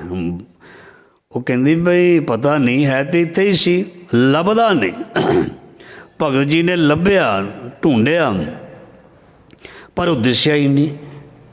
ਭਗਤ ਜੀ ਕਹਿੰਦੇ ਵੀ ਭਲੀਆ ਲੱਗਦਾ ਉਹ ਚਲਾ ਗਿਆ, ਅਤੇ ਉਹ ਐਵੇਂ ਨਹੀਂ ਜਾ ਸਕਦਾ। ਉਹਨੇ ਮੇਰੇ ਨਾਲ ਕੌਲ ਕੀਤਾ ਸੀ, ਵਾਅਦਾ ਕੀਤਾ ਸੀ, ਪ੍ਰੋਮਿਸ ਕੀਤਾ ਸੀ, ਮੈਂ ਜਾਵਾਂਗਾ ਨਹੀਂ ਜਦੋਂ ਤੱਕ ਮੇਰੀ ਨਿੰਦਿਆ ਨਾ ਹੋਏਗੀ।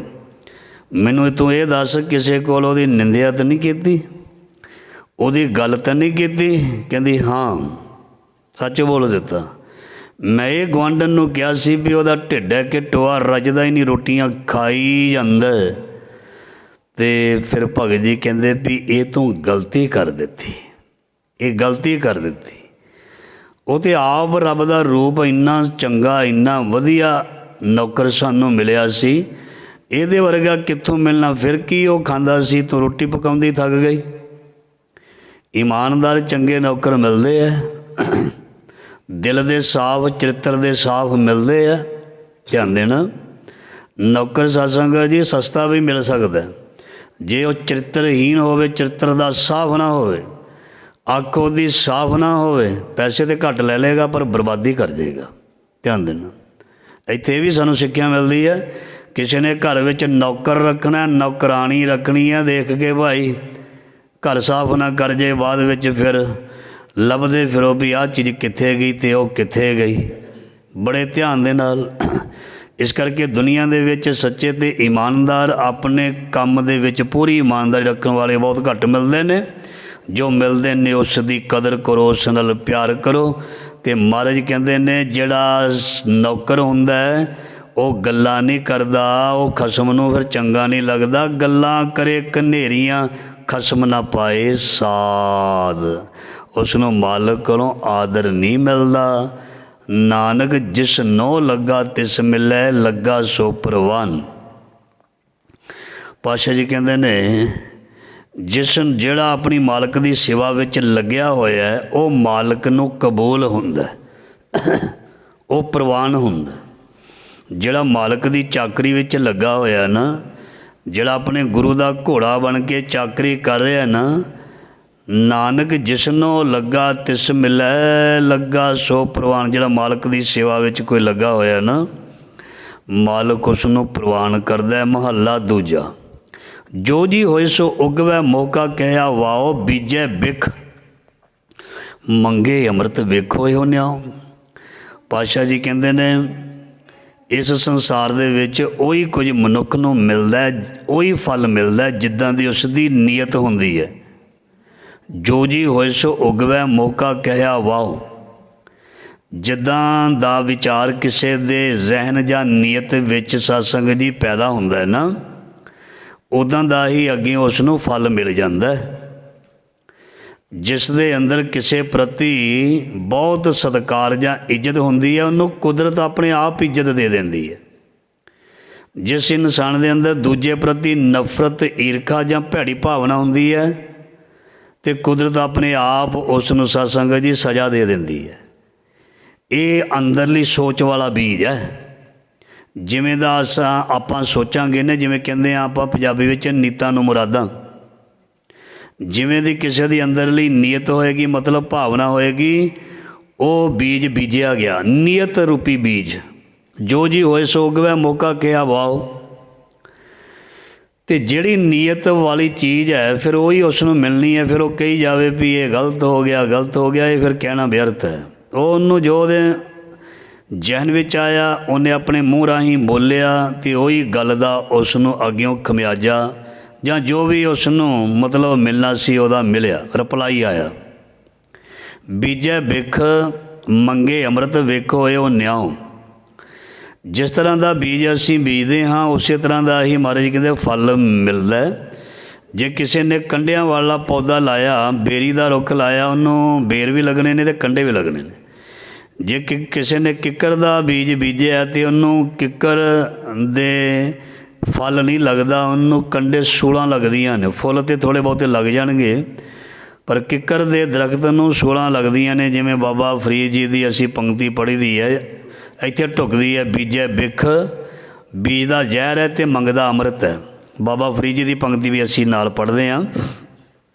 ਫਰੀਦਾ ਲੋੜੈ ਦਾਖ ਬਜੌਰੀਆਂ, ਕਿੱਕਰ ਬੀਜੈ ਜੱਟ। ਕਿੱਕਰ ਲੋੜੈ ਦਾਖ ਬਜੌਰੀਆਂ, ਲੋੜੈ ਮਤਲਬ ਪ੍ਰਾਪਤ ਕਰਨੀ ਚਾਹੁੰਦਾ। ਬਿਜੌਰ ਇੱਕ ਪਾਕਿਸਤਾਨ ਦੇ ਵਿੱਚ ਇਲਾਕਾ ਹੈ, ਉੱਥੇ ਦੀਆਂ ਦਾਖਾਂ ਮਤਲਬ ਬਹੁਤ ਮਸ਼ਹੂਰ ਹੈ। ਲੋੜੈ ਦਾਖ ਬਜੌਰੀਆਂ, ਬਜੌਰ ਦੇ ਇਲਾਕੇ ਦੀਆਂ ਦਾਖਾਂ ਕਹਿੰਦਾ ਮੈਨੂੰ ਮਿਲ ਜਾਣ। ਕਿੱਕਰ ਬੀਜੈ ਜੱਟ, ਜੱਟ ਦਾ ਮਤਲਬ ਤੇ ਕਿਸਾਨ ਹੈ। ਜਿਹੜਾ ਕਿਸਾਨ ਜਿਹੜਾ ਹੈ ਉਹ ਬੀਜਦਾ ਕਿੱਕਰ ਹੈ ਅਤੇ ਮੰਗਦਾ ਮਿੱਠੇ ਫਲ ਜਾਂ ਦਾਖਾਂ, ਅਤੇ ਉਹ ਕਹਿੰਦੇ ਉਹਨੂੰ ਫਿਰ ਉਹ ਦਾਖਾਂ ਨਹੀਂ ਮਿਲ ਸਕਦੀਆਂ। ਉਹਨੂੰ ਕਿੱਕਰਾਂ ਦੇ ਬਦਲੇ ਸੂਲਾਂ ਮਿਲਣਗੀਆਂ, ਕਿੱਕਰ ਮਿਲੇਗਾ। ਜੇ ਕਿਸੇ ਨੇ ਆਪਣੀ ਜ਼ਿੰਦਗੀ ਵਿੱਚ ਮਾੜਾ ਹੀ ਬੀਜਿਆ ਅਤੇ ਉਹਨੂੰ ਮਾੜਾ ਹੀ ਵੱਢਣਾ ਪੈਣਾ। ਕੋਈ ਵੀ ਹੈ, ਬੰਦੇ ਨੂੰ ਇੱਦਾਂ ਲੱਗਦਾ ਮੈਂ ਮਾੜਾ ਥੋੜ੍ਹਾ ਬੀਜ ਰਿਹਾ, ਪਰ ਮਾੜਾ ਬੀਜਿਆ ਜਾਂਦਾ, ਪਤਾ ਨਹੀਂ ਲੱਗਦਾ। ਬੀਜੀ ਕਣਕ ਸੀ ਅਤੇ ਉਹਦੇ ਵਿੱਚੋਂ ਫਿਰ ਖਾਦ ਕਿਉਂ ਆਪਾਂ ਪਾਈ? ਐਵੇਂ ਜਿਹੜੇ ਫਾਲਤੂ ਬੂਟੇ ਆਪਣੇ ਆਪ ਹੋ ਗਏ। ਲਾਭ ਲਾਈ ਸੀ ਬੜਾ ਸੋਹਣਾ ਬੀਜ, ਜਿਹੜਾ ਸੀ ਬੜੀ ਕਿਸਮ ਦਾ ਵਧੀਆ ਲਿਆ ਕੇ ਬੀਜਿਆ ਸੀ, ਨਦੀਨ ਕਿੱਥੋਂ ਆ ਗਏ? ਉਹ ਆਪਣੇ ਆਪ ਕਿੱਥੋਂ ਹੋ ਜਾਂਦੇ, ਘਾਹ ਕਿੱਥੋਂ ਇੰਨਾ ਆ ਗਿਆ? ਵੱਟਾਂ ਭਰ ਗਈਆਂ, ਐਨ ਬੜੀ ਮਿੱਟੀ ਸਾਫ਼ ਵੱਟ 'ਤੇ ਲਾਈ ਸੀ, ਚੰਗੀ ਤਰ੍ਹਾਂ ਥੱਪੀ ਸੀ, ਚੰਗੀ ਤਰ੍ਹਾਂ ਕਈ ਦੇ ਨਾਲ ਉਹਨੂੰ ਦੱਬਿਆ ਸੀ, ਬੜਾ ਉਦਣ ਸਾਫ਼ ਸੀ। ਘਾਹ ਕਿੱਥੋਂ ਪੈਦਾ ਹੋਇਆ? ਘਾਹ ਦਾ ਤਾਂ ਛੱਟਾ ਹੀ ਨਹੀਂ ਦਿੱਤਾ, ਨਹੀਂ ਨਾ ਦਿੱਤਾ, ਆਪੇ ਘਾਹ ਉੱਗ ਗਿਆ, ਨਦੀਨ ਆਪੇ ਉੱਗ ਗਿਆ, ਫਾਲਤੂ ਬੂਟੇ ਆਪੇ ਉੱਗ ਗਏ। ਦੂਜੇ ਬੂਟੇ ਨੂੰ ਉਹ ਵਧਣ ਨਹੀਂ ਦਿੰਦੇ, ਉਹਦੀ ਪ੍ਰਫੁੱਲਤਾ ਵਿੱਚ ਅੜਚਣ ਪਾਉਂਦੇ ਨੇ। ਸੋ ਇਸੇ ਤਰ੍ਹਾਂ ਸਾਡਾ ਜਿਹੜਾ ਮਾੜਾ ਕਰਮ ਦਾ ਬੀਜ ਹੁੰਦਾ, ਸਾਨੂੰ ਪਤਾ ਨਹੀਂ ਲੱਗਦਾ, ਉਹ ਸਾਡੀ ਜਿਹੜੀ ਕਮਾਈ ਹੈ ਉਹਨੂੰ ਰੋਕ ਦਿੰਦਾ। ਜਿਵੇਂ ਮੈਂ ਅੱਗੇ ਵੀ ਬੇਨਤੀ ਕੀਤੀ, ਮੋਟਰ ਚਲਾਈ ਹੋਵੇ ਅਤੇ ਪਾਣੀ ਜਾਂਦਾ ਹੋਵੇ, ਜੇ ਕਿਤੇ ਉੱਥੇ ਡੱਕਾ ਜਾਂ ਨੱਕਾ ਲੱਗ ਜਾਏ, ਕੋਈ ਚੀਜ਼ ਮੂਹਰੇ ਆ ਜਾਏ, ਕੋਈ ਗੰਦ ਫਸ ਜਾਏ, ਉਹ ਪਾਣੀ ਹੋਰ ਪਾਸੇ ਤੁਰ ਪੈਂਦਾ ਹੈ। ਬੰਦਾ ਆ ਕੇ ਦੇਖਦਾ ਵੀ ਆਪਣੇ ਖੇਤ ਨੂੰ ਤਾਂ ਪਾਣੀ ਗਿਆ ਹੀ ਨਹੀਂ, ਪਾਣੀ ਚੱਲ ਪਿਆ ਹੋਰ ਪਾਸੇ, ਵੱਟ ਭੰਨ ਕੇ ਦੂਜੇ ਦੇ ਖੇਤ ਵੱਲ ਜਾਂ ਰਸਤੇ ਵੱਲ ਵੀ ਕਈ ਵਾਰ ਤੁਸੀਂ ਦੇਖਿਆ ਹੋਣਾ, ਪਾਣੀ ਰਸਤੇ ਵੱਲ ਜਦੋਂ ਕੱਚੀ ਵੱਟ ਹੁੰਦੀ ਆ ਰਸਤੇ ਵੱਲੋਂ ਤੁਰ ਪੈਂਦਾ, ਆਪਣਾ ਖੱਤਾ ਖੇਤ ਖਾਲੀ।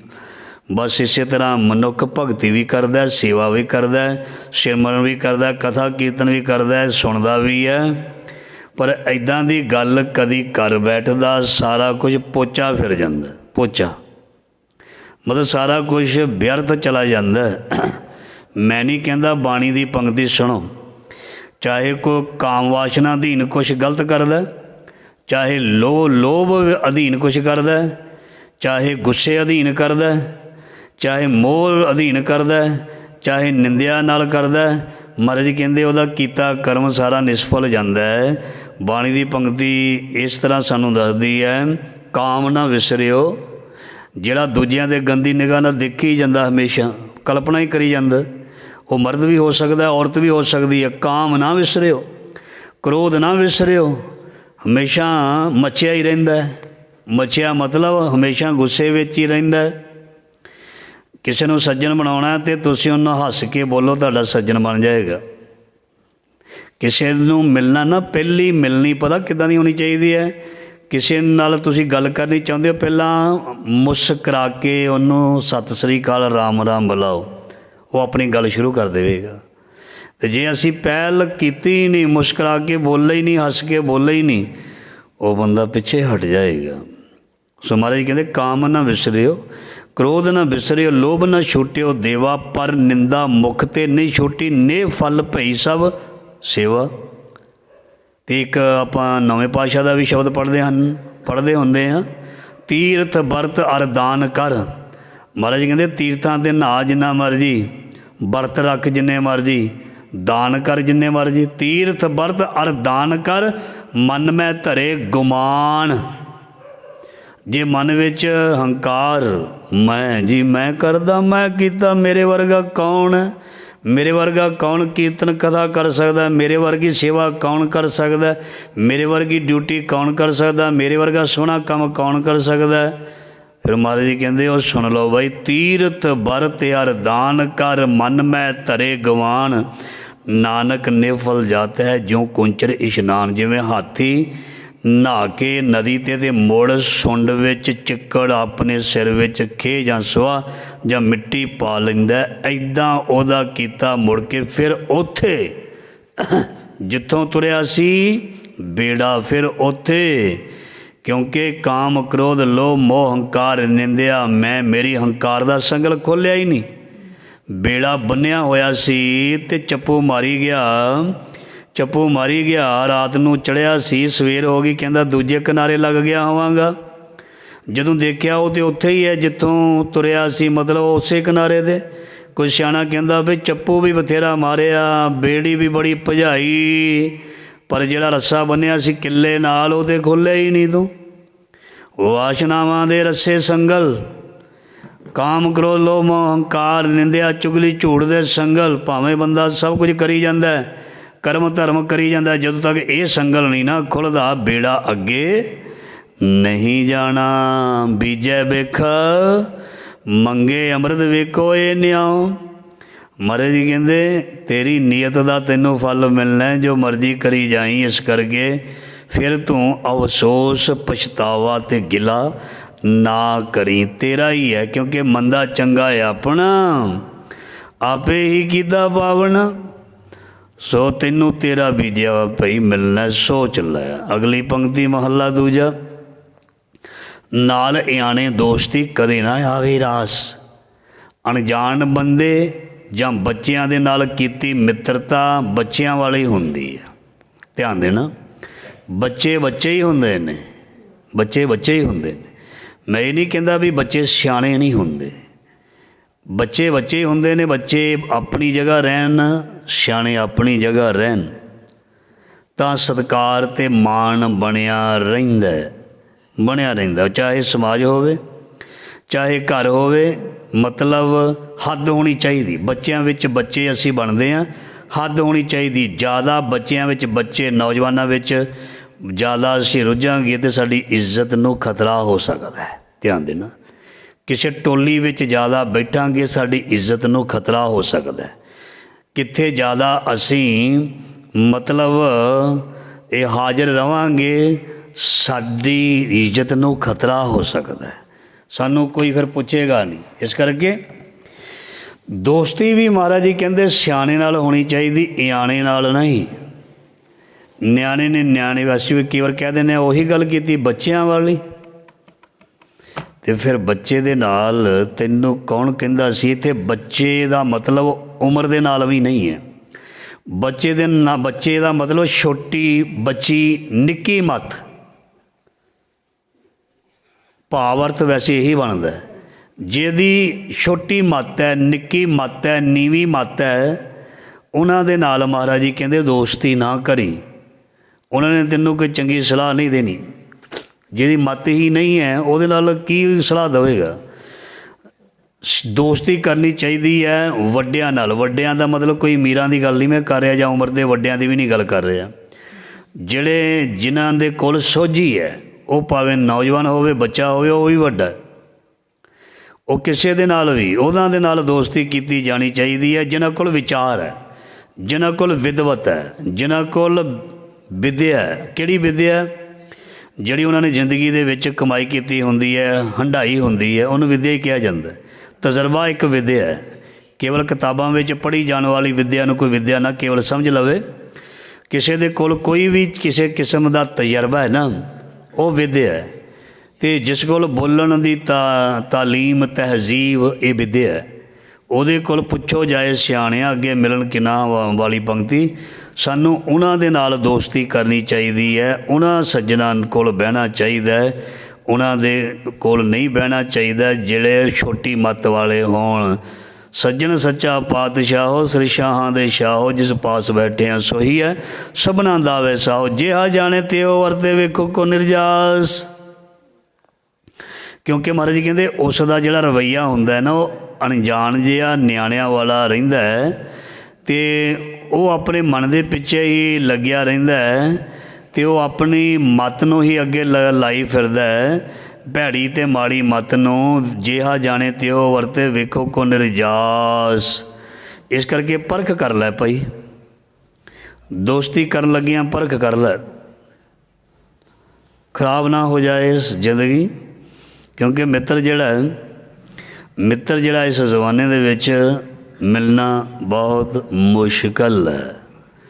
ਵੈਸੇ ਅਸਲ ਦੇ ਵਿੱਚ ਜਿਹੜਾ ਬੰਦਾ ਇਕੱਲਾ ਹੁੰਦਾ ਨਾ, ਇਕੱਲਾ, ਉਹ ਮਿੱਤਰ ਹੁੰਦਾ ਹੈ। ਇਕੱਲਾ ਹੀ, ਸੱਜੇ ਨਾ ਹੋਵੇ ਖੱਬੇ ਨਾ ਹੋਵੇ, ਇਕੱਲਾ ਬੰਦਾ ਜਦੋਂ ਆਪਣੇ ਅੰਦਰ ਧਿਆਨ ਮਾਰਦਾ, ਉਹ ਆਪਣਾ ਖੁਦ ਮਿੱਤਰ ਹੁੰਦਾ ਹੈ।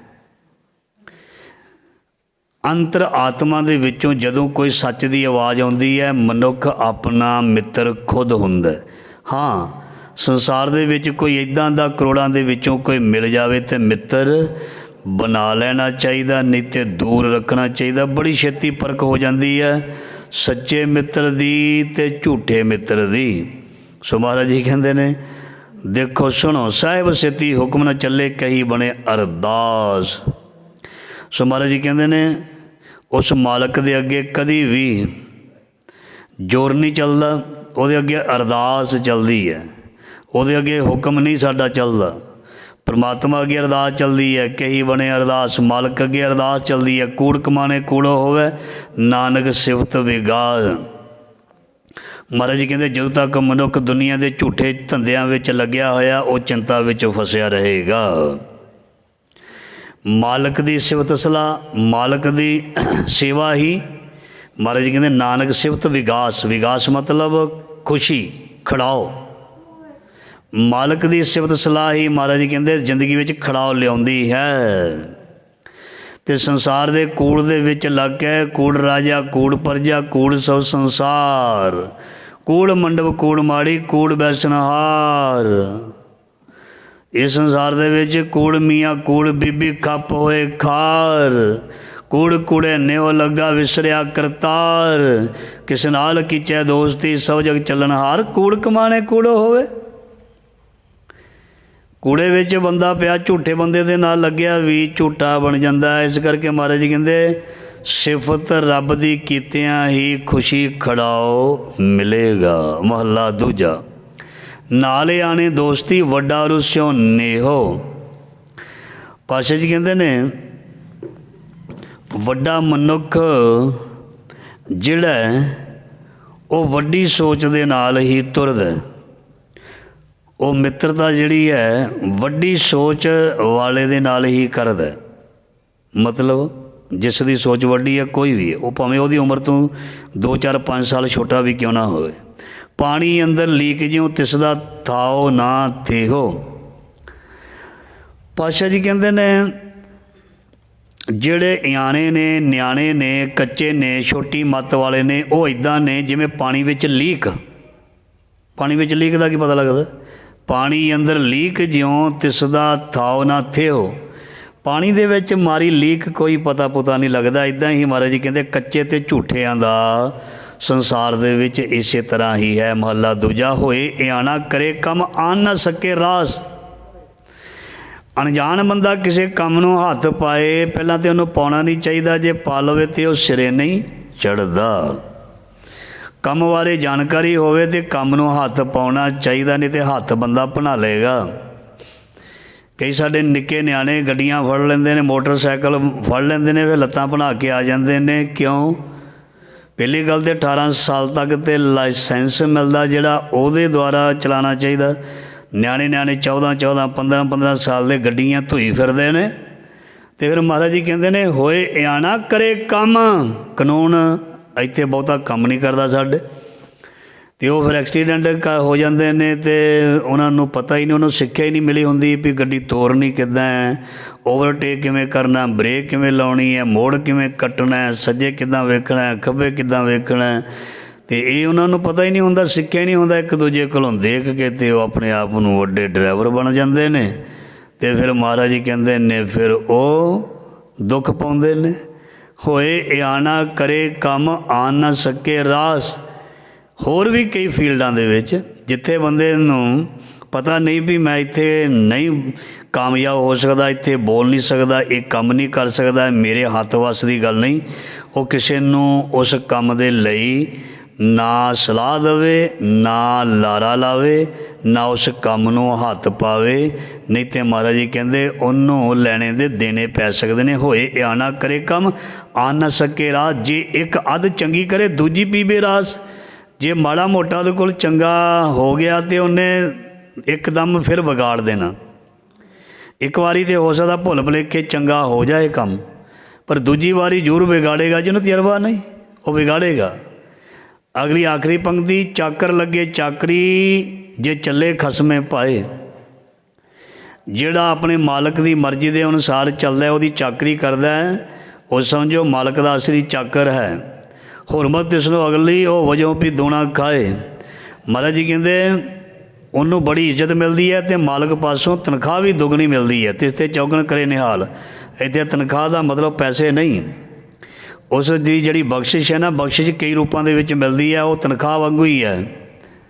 ਖਸਮੇ ਕਰੇ ਬਰਾਬਰੀ ਫਿਰ ਗੈਰਤ ਅੰਦਰ ਪਾਏ।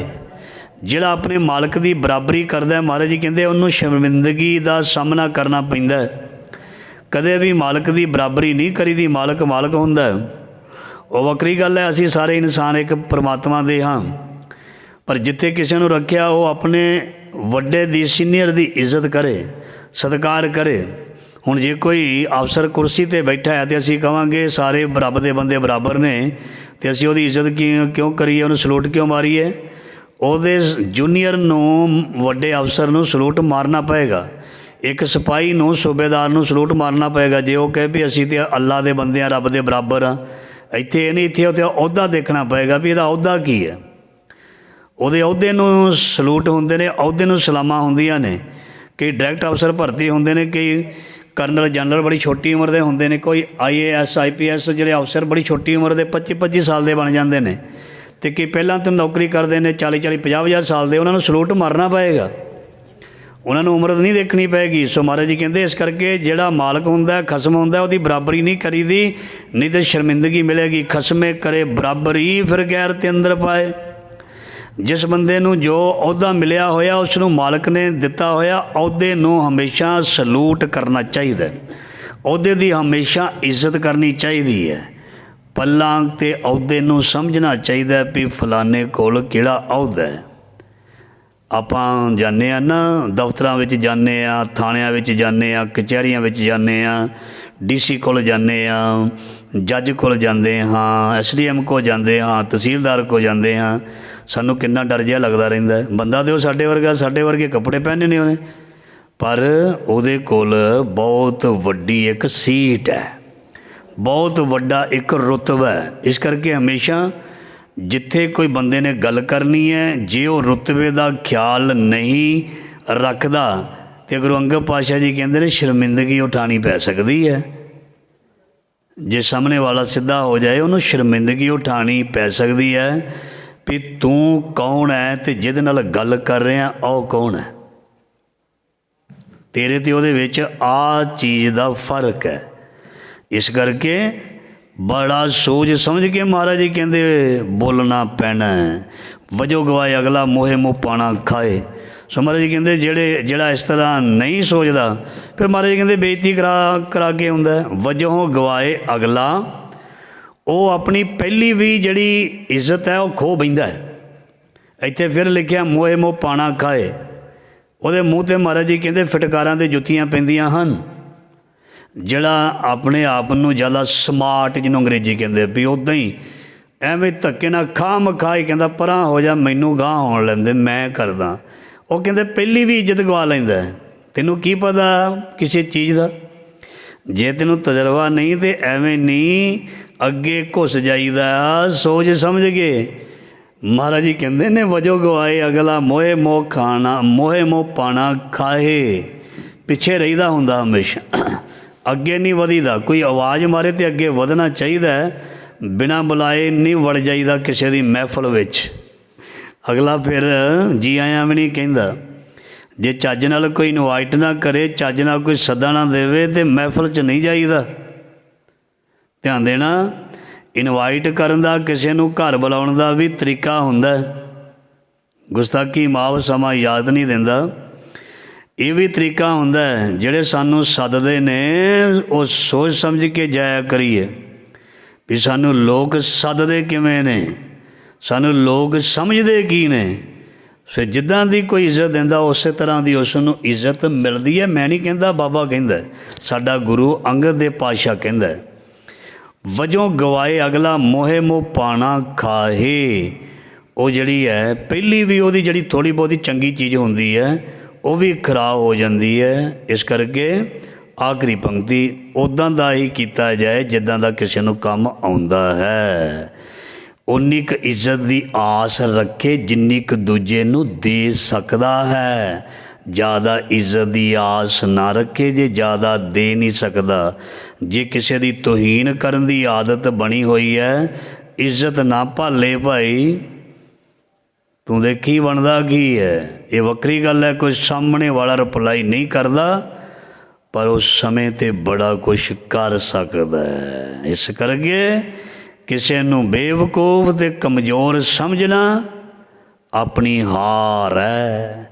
ਕਿਸੇ ਦੀ ਖਾਮੋਸ਼ੀ ਨੂੰ ਕਮਜ਼ੋਰੀ ਨਾ ਸਮਝੇ ਕੋਈ।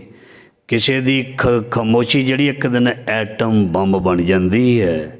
ਉਹ ਖਾਮੋਸ਼ ਇਨਸਾਨ, ਖਾਮੋਸ਼ ਬੰਦਾ ਜਿਹੜਾ ਬੋਲਦਾ ਨਹੀਂ, ਜਿਸ ਦਿਨ ਬੋਲੇਗਾ ਨਾ ਉਹ ਇਸ ਕਦਰ ਬੋਲੇਗਾ, ਸਾਹਮਣੇ ਵਾਲੇ ਦੀਆਂ ਜੜ੍ਹਾਂ ਪੱਟ ਕੇ ਰੱਖ ਦੇਗਾ। ਉਹਨੂੰ ਪਤਾ ਹੀ ਨਹੀਂ ਵੀ ਉਹਦੇ ਅੰਦਰ ਵਿੱਚ ਕੀ ਹੈ। ਉਹਨੂੰ ਅਜੇ ਸੋਚਦਾ ਨਹੀਂ ਪਤਾ, ਉਹਨੂੰ ਲੱਗਦਾ ਵੀ ਇਹ ਖਰਿਆ ਐਵੇਂ ਹੀ ਹੈ, ਬੇਵਕੂਫੀ ਹੈ।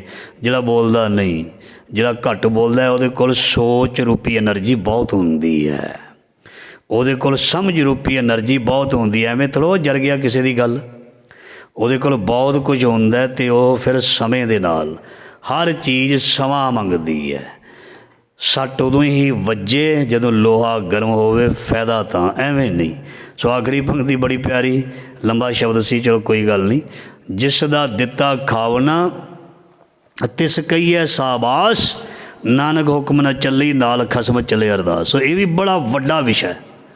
ਕੋਈ 10 ਸਕਿੰਟਾਂ ਵਿੱਚ, 10 ਮਿੰਟਾਂ ਵਿੱਚ ਦੱਸਣ ਵਾਲਾ ਨਹੀਂ ਹੈ ਵੀ ਜਿਸ ਦਾ ਅਸੀਂ ਦਿੱਤਾ ਖਾਂਦੇ ਹਾਂ। ਇੱਕ ਤਾਂ ਮਾਲਕ ਦਾ ਹੋ ਗਿਆ ਨਾ, ਇੱਕ ਕੋਈ ਬੰਦਾ ਦੁਨੀਆ ਵਿੱਚ ਸਾਡੀ ਹੈਲਪ ਕਰਦਾ, ਠੀਕ ਹੈ ਜੀ, ਸਾਡੀ ਮਦਦ ਕਰਦਾ, ਸਾਡੇ ਨਾਲ ਹਮਦਰਦੀ ਰੱਖਦਾ, ਸਾਡੇ ਨਾਲ ਤੁਰਦਾ, ਠੀਕ ਹੈ ਜੀ, ਪੈਸੇ ਲਾ ਕੇ ਵੀ ਸਾਡੀ ਮਦਦ ਕਰਦਾ। ਇੱਦਾਂ ਦਾ ਇਨਸਾਨ, ਇੱਦਾਂ ਦੇ ਸੰਸਾਰ ਵਿੱਚ ਬੰਦੇ, ਮਹਾਰਾਜ ਜੀ ਕਹਿੰਦੇ ਉਹਨਾਂ ਦੀ ਇੱਜ਼ਤ ਕਰਨੀ ਚਾਹੀਦੀ, ਉਹਨਾਂ ਨੂੰ ਸ਼ਾਬਾਸ਼ ਹੈ। ਦਿੱਤਾ ਖਾਵਣਾ ਕੇਵਲ ਇਹ ਰੱਬ ਲਈ ਨਹੀਂ ਮਤਲਬ ਸ਼ਬਦ ਆਇਆ, ਉਹ ਤਾਂ ਆਪਾਂ ਕਹਿਣਾ ਹੀ ਹੈ ਵੀ ਉਹਦਾ ਖਾਈਦਾ, ਇਸ ਕਰਕੇ ਉਹਨੂੰ ਉਹਦੀ ਸਿਫਤ ਅਸੀਂ ਕਰਨੀ ਹੈ। ਅਤੇ ਇਹਦੇ ਭਾਵ ਅਰਥ ਬਹੁਤ ਨੇ। ਸੰਸਾਰ ਵਿੱਚ ਵਿਚਰਦੇ ਹਾਂ, ਘਰ ਪਰਿਵਾਰ ਵਿੱਚ, ਸਮਾਜ ਵਿੱਚ, ਕੌਮ ਵਿੱਚ, ਦੇਸ਼ ਵਿੱਚ, ਜਿੱਥੇ ਵੀ ਕੋਈ ਬੰਦਾ ਵਿਚਰ ਰਿਹਾ, ਉੱਥੋਂ ਜੋ ਕੁਝ ਵੀ ਉਹਨੂੰ ਚਾਹੇ ਇੱਜ਼ਤ ਦੇ ਰੂਪ ਦੇ ਵਿੱਚ ਮਿਲਦਾ, ਹਮਦਰਦੀ ਦੇ ਰੂਪ ਵਿੱਚ ਮਿਲਦਾ, ਹੈਲਪ ਦੇ ਰੂਪ ਦੇ ਵਿੱਚ ਮਿਲਦਾ, ਅਤੇ ਉਸ ਨੂੰ ਉਸ ਬੰਦੇ ਦੀ ਕਦਰ ਕਰਨੀ ਚਾਹੀਦੀ ਹੈ। ਜਿਸ ਦਾ ਦਿੱਤਾ ਖਾਵਣਾ ਤਿਸ ਕਹੀਏ ਸਾਬਾਸ, ਨਾਨਕ ਹੁਕਮ ਨਾ ਚੱਲੀ ਨਾਲ ਖਸਮ ਚਲੇ ਅਰਦਾਸ। ਸੋ ਉਸ ਮਾਲਕ ਦੇ ਅੱਗੇ ਹੁਕਮ ਨਹੀਂ, ਨਿਮਰਤਾ ਦੇ ਨਾਲ ਬੇਨਤੀ ਅਤੇ ਅਰਦਾਸ ਕਰਨੀ ਚਾਹੀਦੀ ਹੈ। ਸੋ ਇਹ ਸੀ ਅੱਜ ਦਾ ਲੜੀਵਾਰ ਸ਼ਬਦ ਦੀ ਬਹੁਤ ਹੀ ਪਿਆਰੀ ਵਿਚਾਰ ਜੋ ਮਹਾਰਾਜ ਜੀ ਨੇ ਸੇਵਾ ਲਈ ਹੈ।